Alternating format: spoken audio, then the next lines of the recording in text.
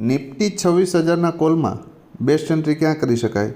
તો ભાઈ હાલની પોઝિશનમાં આ પ્રીમિયમ જ્યાં સુધી 141 નીચે છે ને ત્યાં સુધી બ્રેકડાઉન છે, બરાબર.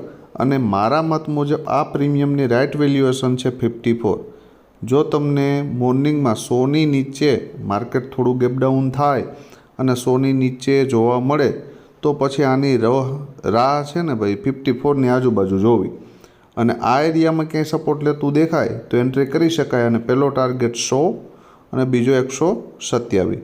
સેકન્ડ લોજિક કે કાલે માર્કેટ ગેપઅપ ઓપન થાય થોડું ઘણું અને આ પ્રીમિયમ 160 170ની આજુબાજુ ઓપન થાય ને પછી તમને જો 100ની આજુબાજુ ક્યાંય સપોર્ટ લેતું દેખાય અથવા તો આ ક્લોઝિંગની આજુબાજુ સપોર્ટ લેતું દેખાય તો આ પ્રીમિયમની અંદર ટોપ ઉપર એન્ટ્રી કરી શકાય. અને અહીંયાથી એન્ટ્રી થાય 141ની ઉપર, બરાબર, તો ફર્સ્ટ ટાર્ગેટ 180 સુધી જઈ શકે ને એનાથી ઉપર જાય તો 219.